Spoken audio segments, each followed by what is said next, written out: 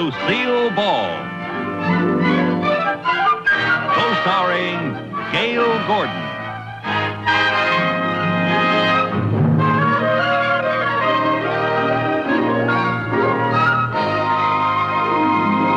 Brought to you by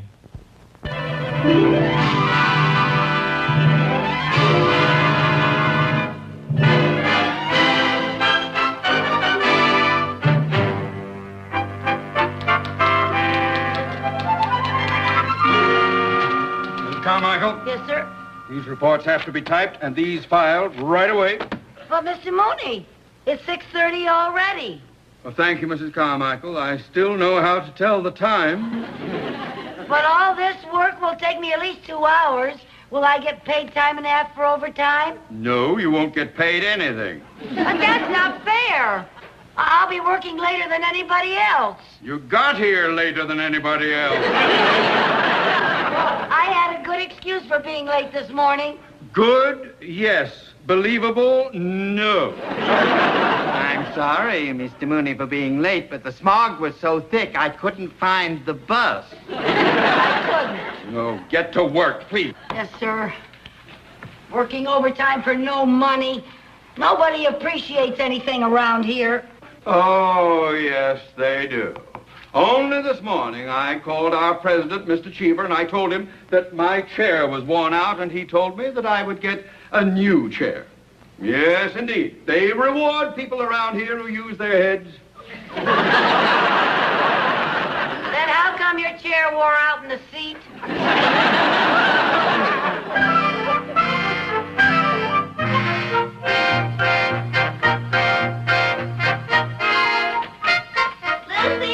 Oh, come on in, Mary Jane. Oh, Lucy, I've got the most wonderful news. You'll never guess what happened to me. You'll never guess in a million years. Well, what happened? Guess. Oh, come on now, Mary Jane. I'm no good at guessing games. I'll give you a little hint. What's the best thing that can happen to a working girl? You're getting married. No. No? You're engaged? No. You got a date? Now, I guess I better tell you. I got a raise. Oh, Mary Jane, that is wonderful. Is it much of a raise? Well, no, but at least now my take-home pay is worth taking home. Oh, that's wonderful. When do you think you're going to get a raise? Me get a raise? Ha! Mr. Mooney won't even pay me for working overtime, let alone give me a raise. When did he give you your last one? Well, let me see. It was on Flag Day. I don't remember the year, but our flag still had 48 stars. Oh, that's terrible. Yeah, well. How much money are you making now, Lucy? Oh, I'm ashamed to tell you. But every time I file my income tax, they send me a sympathy card. Have you ever hinted to Mr. Mooney that you wanted more money? Hinted? Look, I've done everything. I've skipped lunch telling him I couldn't afford to eat. I told him I have to walk to work because I can't even afford a bus. The only time I ever got a reaction out of him was once when I came in with big holes in my coat. Oh, and he gave you a raise? No, he gave me a needle and thread and told me to stop looking like a slob. Oh, darn it, I always forget that this plant is artificial. I just don't understand it, Mary Jane. Seems to me that everybody in that bank has gotten a raise except me. Well, I just think you're using the wrong approach. Well, what is the best way to get a raise? The best way to get a raise is to point out to Mr. Mooney what a good worker you are, that you're never absent, you're never late, and you never make mistakes. Well, what's the next best way? Have you ever tried to appeal to his good side? I've never been able to find it. Well, Lucy, honestly, you've been there long enough. You're entitled to a raise. You're telling me. Well, you should just ask for it. I have. Be firm about it. Go in there in the morning and beard the lion in his den. Okay, but it would be easier getting a raise from a real lion.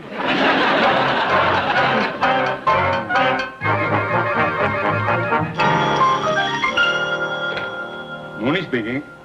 Oh, hello, Mr. Cheever. Yes, sir, the new chair arrived, sir. It's a beauty. I've just been admiring it, sir. Thank you very much, Mr. Cheever. Thank you.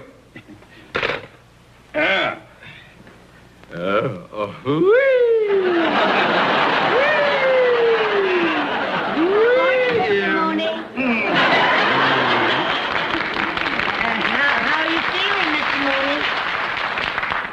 all right. And how is Mrs. Mooney feeling? She's all right. And how was your... No, you cannot have a raise. How did you know I was going to ask for a raise?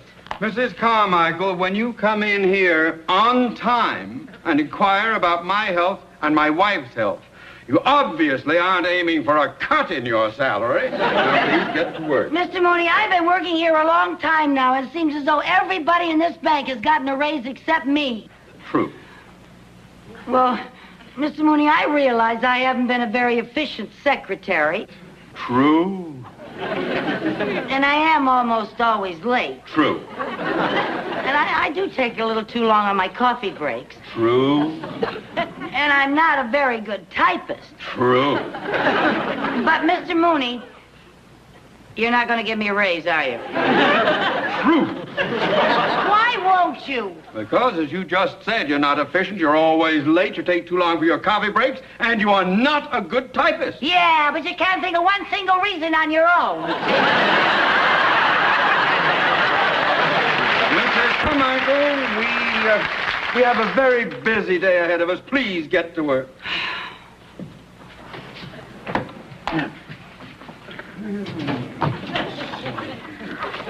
Mr. Mooney, What now? I think you are taking a very unappreciative attitude after all I've done for this bank. Just what have you done for this bank? Well, in what condition was this bank before I came to work for it?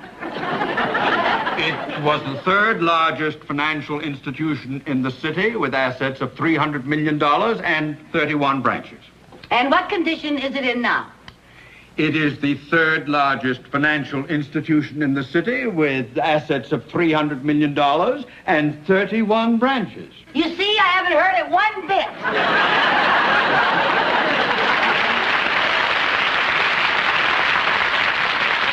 Back. I still think you ought to give me a raise. Nobody gives a raise. You have to earn it. Well, how? Either by being very efficient, which in your case is too ridiculous to discuss, or by performing some outstanding service for the bank. Like what? Well, Mr. Cheever gave his secretary an increase because she devised a new system of bookkeeping. She also suggested an advertising slogan for the bank. She also wears a sweater 2 sizes too small. Carmichael, this is no time to be facetious. Now let me give you a word of advice. Remember, the laborer is worthy of his hire. The climb up the ladder of success is not easy. How do you suppose I got where I am today? You married the boss's daughter. I did not. She was his niece. I work very hard to maintain my position here. I work extra hours. For example, today I am having lunch in my office, so I can be here for an appointment with an important client. To get ahead, you have to work. Now, you think about that, Mrs. Carmichael. Mr. Mooney, What? I'm going to take 10 more minutes on my coffee break and just think about that. You are impossible!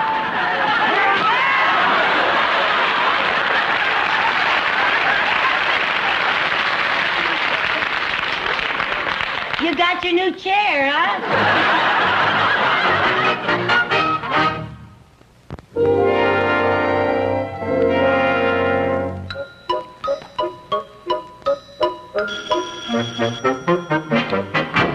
Mooney speaking. Oh, yes, Mr. Cheever. Yes, I'm expecting Mr. Leonard any time, sir. Well, I know he's a very important client of ours, sir, but I've never met him personally. He did. He produced the Danny Thomas Show, yeah? Dick Van Dyke. Oh, and I Spy. Oh, well, thank you, sir. That's a big help to me. Yes, indeed. Thanks very much. Oh, and thanks again for the chair. I flipped over it. Goodbye.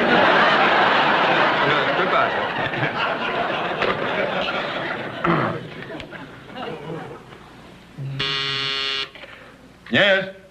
Mr. Sheldon Leonard is here to see you, sir. I'm expecting him. Send him in, please.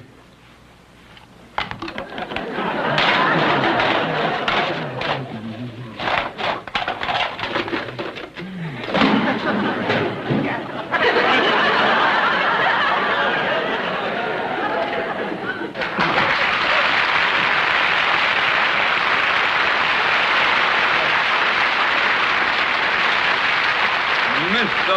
Leonard. Why, it's so nice to see you, sir. Thank you. Have I interrupted your lunch? No. I had lunch hours ago, sir. Yes. Mr. Leonard, won't you sit down, sir? There you are. Thank you. Make yourself comfortable. You know, Mr. Leonard, although we've never met, I feel that I've known you for years. I used to go to all those gangster movies you were in. I'm quite a fan of yours. Yes, I made a lot of those gangster movies. Yes. In fact, I still get bumped off 3 times a night on the Late Late Show. Well, you were so believable as a gangster. Maybe I was too believable. Every time I stepped out of the house, the cops arrested me. Well, now, surely you explained to them who you were. Well, yes, I did, but from force of habit, I'd say it like this. I'd say, all right, get your hands off of me, copper, or you'll wind up in a cement kimona. Well, it must have been quite a loss to your public when you gave up acting to become a producer and director. What public? No. I was one of those actors that people would see on the street and they'd say, hey, look, there goes, what's his name? The face was familiar, but they couldn't remember the name. Well, you have to expect that of people. From my own kids? Yeah. Twice the little finks turned me in for the reward. Well, I must say it was a lucky day for television when you gave up acting and became a producer. Oh, I don't know about that. Oh, yes, it was. It was indeed. Why, anyone who owns a television set today knows the name Sheldon Leonard. Except my kids. They still refer to me as what's his name. Well, I won't forget your name. Oh? No, sir. I love those television shows of yours. There's that Danny Thomas show, the Dick Van Dyke, I Spy. That is the most wonderful show. The way you have worked that around so that the... Why, Mr. Leonard, you're blushing. Am I embarrassing you? Well, yes. But please continue. You forgot Andy Griffith's show and Gomer Pyle. Andy Griffith and Gomer Pyle, yes, and I understand that you are currently creating a new series. Well, yes, that's right. We're shooting the pilot now. You're shooting the pilot? That's an expression in television. It means that we're making a test, a sample film, you know. In fact, that's why I'm here to see you. Oh? Yes, we have a scene in which there's a bank holdup. And I think it would be more realistic if we filmed it in an actual bank. So, with your permission, I'd like to film it here. Film it here? Yes. In this bank? Yes. Well, now, I'd like to oblige you, Mr. Leonard, but that would disrupt our entire day. Well, I don't intend doing it during your business hours. No, we'll film it at night after the bank is closed. Well, it's unprecedented and against all regulation. We're bonded and fully insured. Well, I'm afraid not. It's quite out of the question. The screen credit will read Technical Advisor Theodore Mooney. That's Theodore J. Mooney, and when do we start? We want to film it tomorrow night, but I'd like to come in tonight and rehearse the scene with my principal actors, if you don't mind. By all means. And don't you worry about anything going wrong, Mr. Mooney. I'll watch your money as if it were my own. Well, with all the shows you do, most of it is. That's a little joke. I just made that up. Right on the spur of the moment. Maybe you could use it in your it's not very funny. Is there anything else I can do for you, sir? Well, I would like to familiarize myself with the layout of the bank here. In the words of the trade, I'd like to case the joint. Case the joint. By all means, help yourself. Make yourself at home. Oh, I'd better give you a key, Mr. Leonard. Yes. Yeah. Now, here's the key to the front door of the bank, so you can use that tonight. Ah, thank you. You're welcome. Thanks very much. A great pleasure meeting you.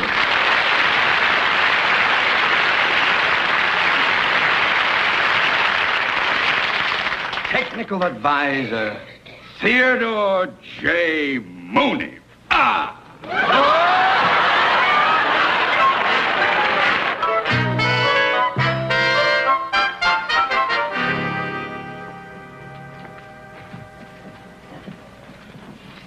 Uh-oh. The bank's kind of busy. Give me your check, Mary Jane. I'll have it cash for you so you won't have to wait in line. Okay, thanks. Would you like the bills in any particular denomination? Well, I'd like it in tens, but it's only for $5. This'll only take a minute. Maggie, when you get a chance. What's the matter? Shh. What's the matter? Shh. The bank is going to be held up. Hold up. How do you know? That man behind us is a gangster. A gangster? Yeah, look. No, don't look. I don't want him to get suspicious. Now you can look. Don't look so long. Lucy, how do you know he's a gangster? Shh, because I recognize his face. Just look at him. Don't look. Well, are you sure he's a gangster? Of course I'm sure. Well, he's probably one of the 10 most wanted crooks in the whole country. Doesn't he look like a crook to you? Don't look. You know something? I think I saw his picture in the post office. Boy, he's got a criminal face if I ever saw one. With those beady eyes, that thin, cruel lips, and that low-slung forehead. And look at that receding chin. He hasn't got a receding chin. Shh. He probably had a chin job. We better call the police. Hey, we can't call the police. He hasn't done anything yet. I'm going over and see if I can hear what he's saying.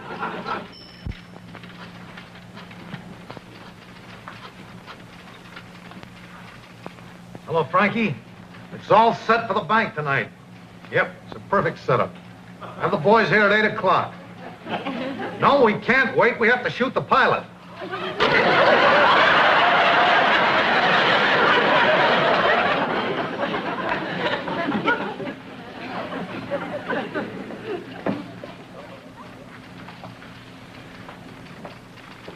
I was right. He is going to rob the bank. Right. Not only that, he's going to make his escape in a stolen airplane. How do you know? He just said he was going to shoot the pilot. Let's call the police. No, now, wait a minute. We don't have any evidence. Well, you said he was going to rob the bank tonight. Yeah. And I'm going to be right here when he does. Lucy, you're crazy. No, I'm not. The minute he starts robbing this bank, I'm going to catch him red-handed. You better tell Mr. Mooney. I will not. There's probably a reward out for that crook. Mr. Mooney's the type who would keep it. Besides, this is my chance to do something for the bank so I can earn my raise. There's got to be an easier way to get a raise. Well, there is, but I'm not the type to wear a sweater 2 sizes too small. Now, listen.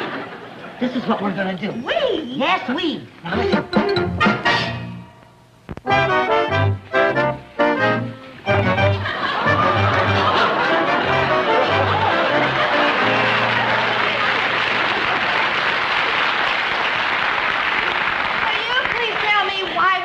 Dress up like trick-or-treat. I already told you, so they'll think we're scrub women and not kill us. Well, I hope not. I wouldn't want to get caught dead in this outfit. Never mind. Hey, Charlie, you wait for the car.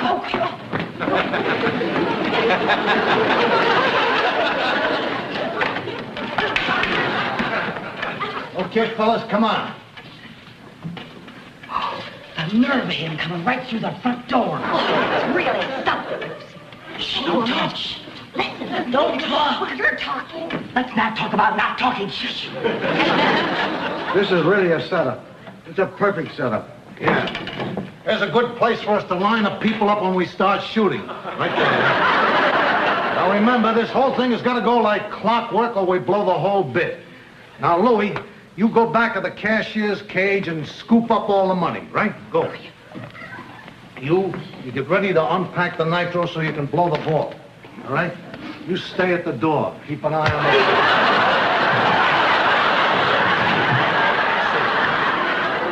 We can... Louie! Hey, Louie! Now, where did he get to? What's the matter, boss? Louie disappeared. Go get him, will you? You bet. Now, I want you to remember that you got to keep an eye on this door all the time.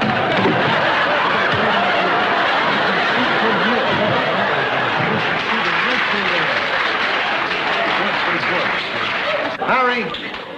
Hey, Harry! Harry, Louie! Where did they get to? Everybody is disappearing here. Go find them, will you? Okay, I'll get him. Bring him on. I got to talk.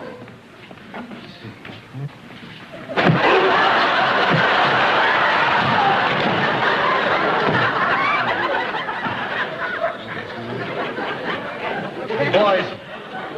Louie. Harry, Pete, somebody. Where did everybody get to?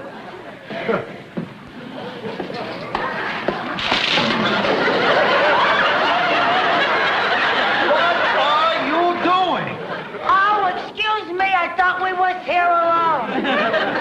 No, we wasn't here alone. Ah, did you see some men go back there? Men? Yeah. If there was men back there, do you think we'd be out here? I'd better go see for myself.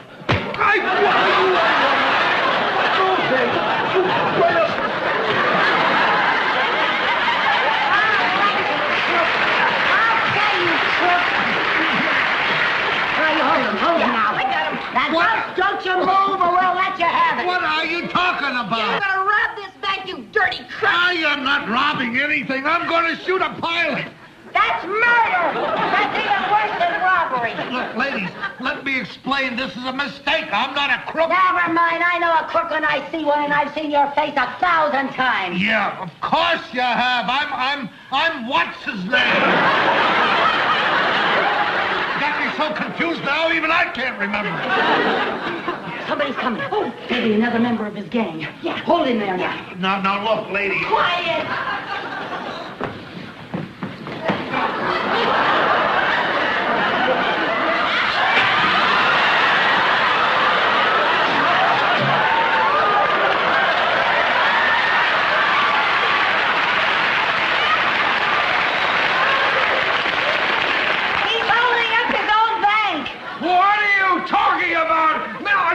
What's going on here? Mr. Mooney, he was robbing your bank. Oh, he's not doing anything of He's the a kind. big crook, boy. Get your hands We off. got him. Come on, get your hands off here, man. You don't know what you're talking about. Oh, I don't know what you're talking about. Got a whole bunch of men here.